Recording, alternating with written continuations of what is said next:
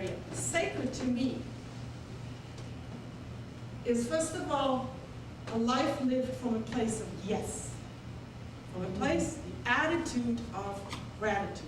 Whatever shows up in my life, whether I like it or I don't, I have to be, it's like being joyful that I have the experience of saying yes, because it opens me up to vistas that are so much larger. And I spent the last 2 years under fairly difficult circumstances practicing this, and I have to tell you, it works. It works. All of a sudden, and it doesn't mean that there are no challenges. It doesn't mean that stuff doesn't come up. It doesn't mean that I'm sometimes out on Grizzly Peak in the snow, yelling at the universe, saying, "This is not fair." But then next moment I go, and thank you for having brought me this experience. You know, that's all. So this is the first thing, the attitude of gratitude. The second thing I found is the observance of the divine in everything and everyone. Every tree, every rock, every animal, the stars, every human, really that everything is divine and that we have a relationship to it. And the third is living in the moment and being in tune with the world around us, knowing we are connected. Because when we are present, you know, it's moment to moment. And in between there are many moments where we're not present, but it doesn't matter. As long as the minute we realize we're not present, we're back there. So that's my definition of the sacred. It's very simple. It's just basic. And then sex is a life force. It's life-giving, pleasure-giving. It's instinctual. To me, it's raw. It bypasses the mind. So if we bring those two together, they, as I talked about in the beginning, by stepping into this arch, into this paradox, it can bring us in touch with our own divinity, because we step outside of the realm of the mind. And when we do that, you know, it's limitless. And all of a sudden experiences can show up, moments can show up, connections can show up, synchronicities can show up, because we are not in charge of them. Okay? Also, by using sexuality, and this can be practiced alone and with a partner, but especially with a partner, this kind of worship, this kind of stepping into the divine is available to us anytime we choose to make time for it. We don't have to go to church. We don't have to go to meetings. We don't need somebody telling us what we're supposed to do, where we're supposed to go, what we're supposed to do. It's very basic. It's here. It's available. It's our birthright. And it's also, especially when we're with a beloved, I believe it's the closest we can come to experiencing the kind of union that we actually originally come from, and that we're all going back to. So it's a way for us to remember what that larger part in us knows and where it comes from.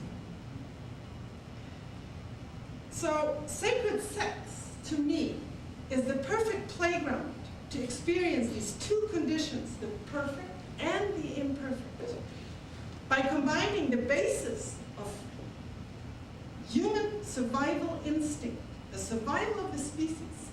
I've heard that it's actually stronger than the instinct to eat. I've heard that when people are close to starving, they might not have enough energy to eat, but they still have energy to make love, or to have sex, to make sure that that their genes survive. So that means that it can't get more basic.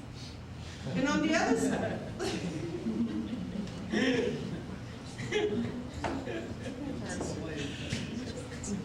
it combines that basic instinct with the highest form of divinity, which is, to me, when we know ourselves as divine, when there is no doubt, when it's just there, you know? When we just know this is it.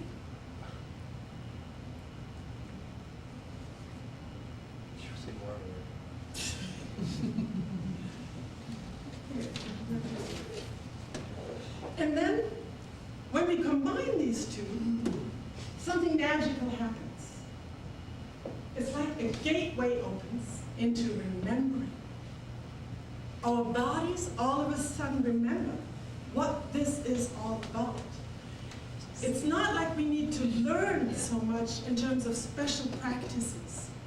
I'll talk some more about that later, but it's this gateway opens.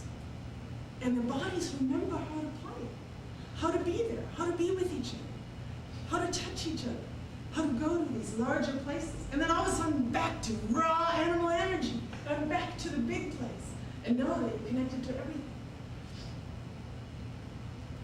You know, it gets grand.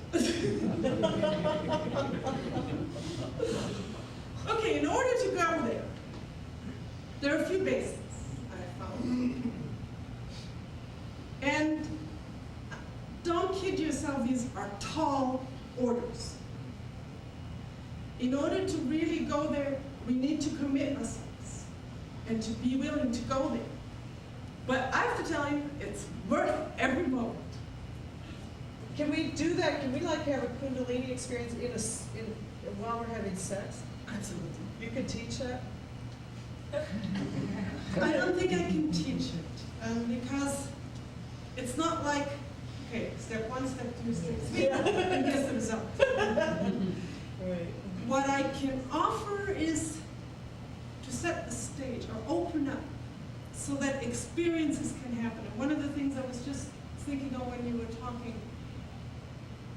we have the Sanskrit language has something like 30 different words for bliss, for these ecstatic states. Wow. We don't have them. The main thing, you said, do you call them orgasm? The closest we have is orgasm, to ecstatic states.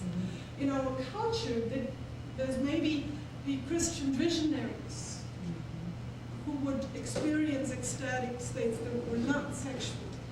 But, so we don't really have a language. So in the absence of it, we're calling it orgasm. But ultimately, there are ecstatic experiences that involve the whole body. And there are so many different kinds. Once we open up to it and get a larger definition of it, get physical energy surge.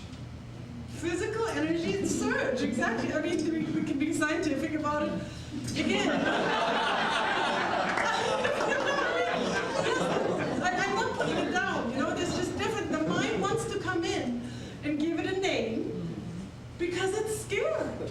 You know, the mind is going to go, oh my God, what happens if I can't name this? What if I can't box it? What if it, you know, if it's larger than me?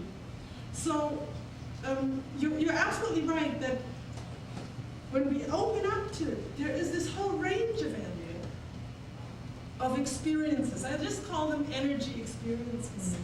And in the beginning, I wrote, from my first year, I think I have like a huge diary of every little thing that happened.